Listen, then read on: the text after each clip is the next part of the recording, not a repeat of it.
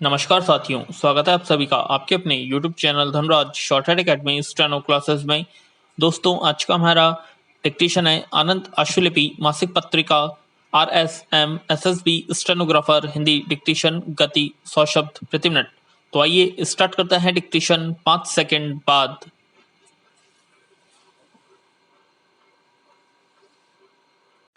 Start. माननीय अध्यक्ष महोदय, मैं 3 बातें बताना चाहूँगा। विराम। पहली, यदि भारत को उन्नति करनी है और अपनी जनता का उच्च जीवन स्तर सुनिश्चित करना है तो हमें ऊर्जा के परंपरागत स्रोतों के अतिरिक्त कुछ नए स्रोत भी खोजने होंगे। विराम। दूसरी, परमाणु ऊर्जा के उचित विकास द्वारा अब ऐसा करना संभव है। तीसरी, हमें ऐसा करने की कोशिश करनी चाहिए। विराम। वास्तव में हम ऐसा करने की कोशिश कर रहे हैं। अनेक माननीय सदस्यों ने परमाणु ऊर्जा विभाग को इस काम के लिए बधाई दी है।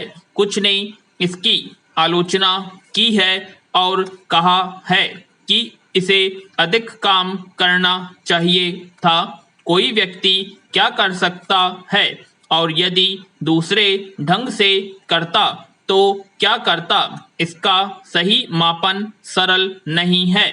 लेकिन वास्तविकता यही है कि भारत में परमाणु ऊर्जा कार्य का विकास बहुत तेज और अच्छा है। यद्यपि परमाणु ऊर्जा आयोग पहले से था, लेकिन इस रूप में परमाणु ऊर्जा विभाग 3 वर्ष पहले 1954 में शुरू किया गया था। पैरा। मेरा विचार है कि अगस्त 1954 में हमने परमाणु ऊर्जा कार्य पर यहाँ लगभग 1 करोड़ रुपया खर्च किया था।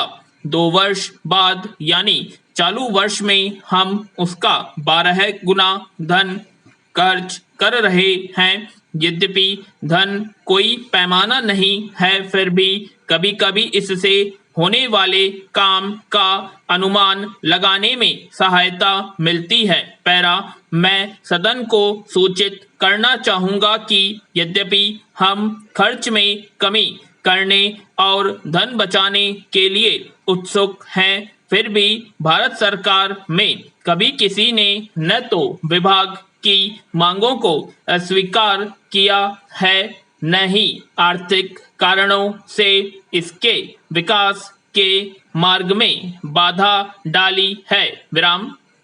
स्पष्ट है कि कुछ सीमाएं हैं जिनके आगे हम नहीं जा सकते, लेकिन हम आज के लिए और आने वाले कल के लिए भी इस काम का महत्व पूरी तरह समझते हैं। यही कारण है कि भारत में और कुछ अन्य देशों में भी आमतौर पर प्रधानमंत्री ही इस विभाग का प्रभारी होता है।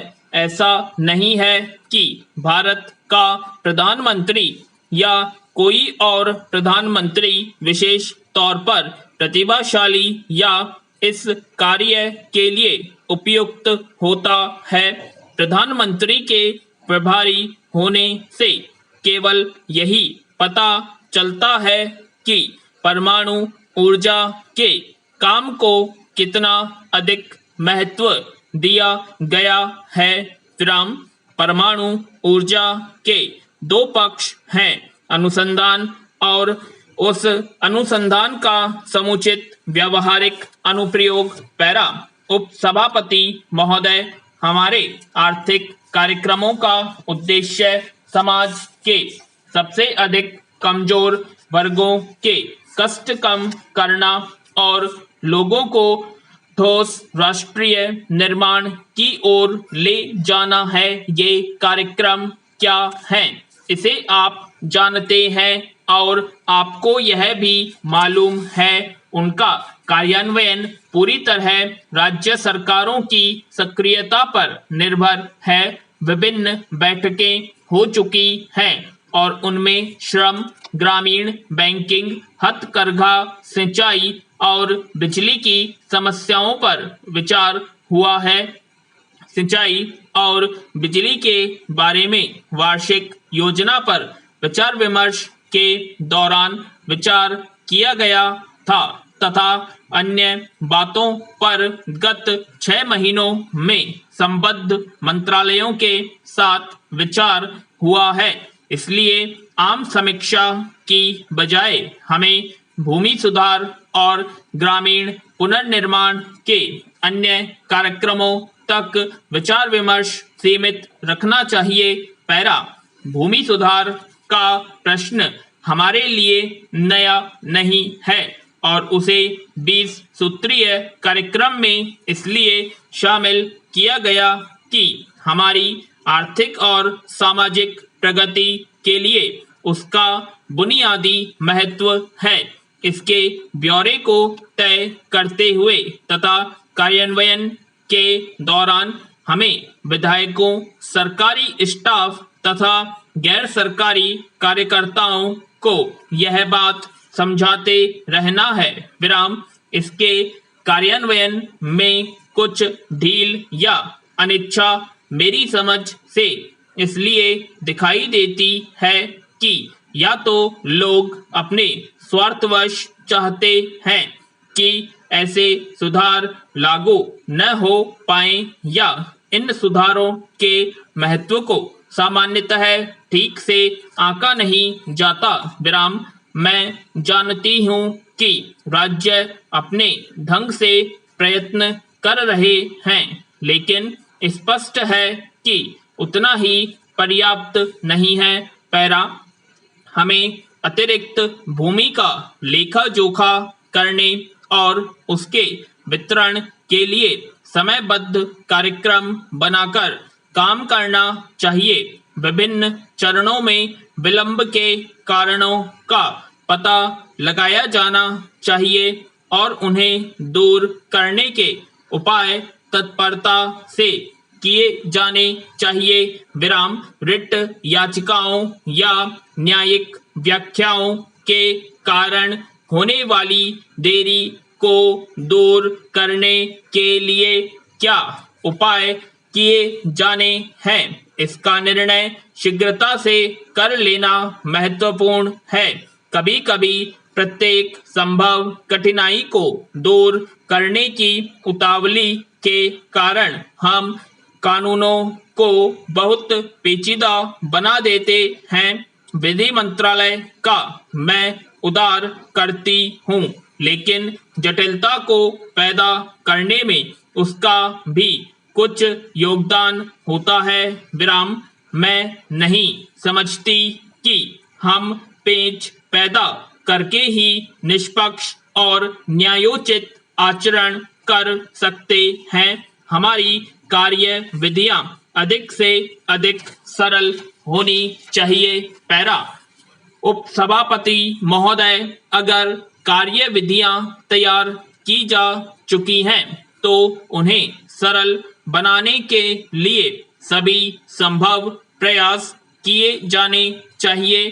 कोई कार्यविधि जितनी ही जटिल होगी, उससे बचाव के रास्ते उतने ही अधिक निकलते जाएंगे और जो लोग चाहते हैं कि कोई काम न होने पाए, वे उसका प्रतिकूल लाभ उठाएंगे। विराम, इसलिए इस सम्मेलन को चाहिए कि वह भूमि सुधारों की घोषणा के समय से लेकर अतिरिक्त भूमि के आवंटन को कार्य रूप देने तक की कार्यविधि को सरल बनाने के लिए मार्गदर्शक बातों का निर्धारण करे। विराम, मुझसे रोज सवेरे बड़ी संख्या में लोग मिलने आते हैं और कभी कभी मुझे बताया जाता है कि भूमि आवंटित हो चुकी है, लेकिन उन्हें